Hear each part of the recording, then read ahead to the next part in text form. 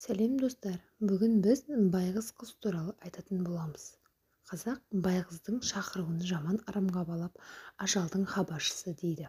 Даусы ащы, жағымсыз, көктем, жазда түн жамылып ағашқа, бағанаға қонақтайды. Түнімен сұңқылдап төңіректің тынышын бұзады. Бұл жайында көнеден келе жатқан аңыз көп. Бұрын бір елде дәулетті өмір сүрген отбасы болыпты. Жалғыз қызы өзімшіл, арам ниетті, жақсылық істеп көрмеген, дүние құмар болған деседі. Оның мұндай озбырлығына төзбеген халық шөл далаға сүйреп апарып жалғыз қалдырған. Ал қыз болса су іздеуге ерініп, құмның үстінде қорқынышты бейнедегі құсқа айналған. Бұл құс байғыз аталып, саңқыл даусын қыздың жылаған зарына теңеген. Бай қыз, бай құс дегеннен байғыз деген деп айтылып кетсе керек. Ендігі бір аңызда Сүлеймен пайғамбардың әйелі құс сүйегінен сарай салып бер деген тілегіне байланысты жер бетіндегі құс біткенде ордасына жинайды. Сүйгенінің көңілін қимаған патша олардың аяғына салып, тұмсығын тесіп, сымға тізген соң түс көрдім, түсімде ғажап сарай көрдім. Досым Жебірейіл, құс сүйек деген сарай осы. Кілең құс сүйегінен салынған деді. Сол сарайға аңсарым әбден ауды. Мен сондай сарай тұрғызам деген арманым бар дейді. Құс біткен басын иіп, патшам ием, сіздің қажеттігіңізге жараса жанымызды алыңыз, сарайыңызды салыңыз, біздің сүйек сіздің жолға садақа дейді. Сол кезде бөдене бұлтылдап, арамызда байғыз жоқ дейді. Қараса байғыз келмепті. Сүлеймен қаһарланып, қаршыға байғызды дереу дәргейіме жеткіз дейді. Қаршыға байғызды алып келді. Патша оған шақырғанда неге келмейсің деп ақырды. Байғыз басын шайқап, тақсыр ой үстінде әміріңізді естімей қалдым деп жауап береді. Патшаның әмірінен күшті қандай ой? Дүниеде жазық көп пе, төбе көп пе? Соны санап ойланып отырғаным дейді байғыз. Сүлеймен: әрине жазық көп. Сол да сұрақ болып па? Жоқ патшам, мен санасам дүниеде төбе көп екен. Қалайша төбе көп? Тақсыр: мен өлген адамның моласын қосып санадым. Әрбір адам өлген соң бір төбеге айналады екен дейді құс. Сүлеймен сөзден тосылып қалып: тағы не санадың?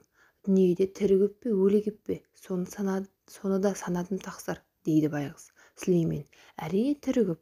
Жоқ тақсыр, қанша санасам да өліден тірінің саны аспады. Қалайша?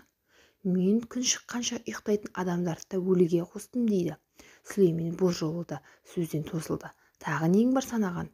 Дүниеде еркек көп пе, әйел көп пе? Соны да санадым дейді байғыз. Сүлеймен жалт қарап: иә, кімдер көп екен? Әйел көп. Қалайша? Әйелінің тілін алатын еркекті де мен әйел санатына қостым дейді құс. Сөз төркінін түсінген Сүлеймен патша қателігін түсініп құстарды босатады. Құстардың аяғындағы тұсауын шешіп жатқанда тірі қалғанына қуанған торғай ұзақ тағатсызданып ұшып кетеді. Аяғына байланған тұсауы толық шешілмеген соң олар әлі күнге дейін секеңдеп жүреді деген аңыз тараған. Құстарды сымға тізгендіктен олардың тұмсығында тесік қалыпты. Тек байғыздың тұмсығына бітеу қалпында кетіпті. Ал енді тағы мынау нұсқасын мен бала кезімнен естіп өстім. Ел аузындағы аңыз әфсана бойынша ертеде бай қуатты бір байдың қызы жарлы Жақыбайдан шыққан жігітпен көңіл қосыпты. Алайда екі жастың қосылуын тағдыр жазбайды. Әкесінің шешімімен басқа бір байдың баласына ұзатылады. Тағдырына налыған қыз әбден ішқұса болып қысқа айналып кетті-міс. Іңір қараңғысында сұңқылдап дыбыс шығаратын сүйгенін жоқтаған деседі.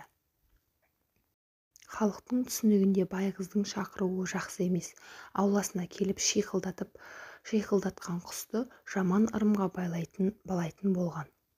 Қазақ этнографтарының жазбаларына сенсек, қазақтар үйдің шаңырағында байғыз құсы келіп қонған жағдайда сол үйден бір кісі қайтыс болады деп жорып, ол үйдің орнын ауыстырып басқа жерге тіккен.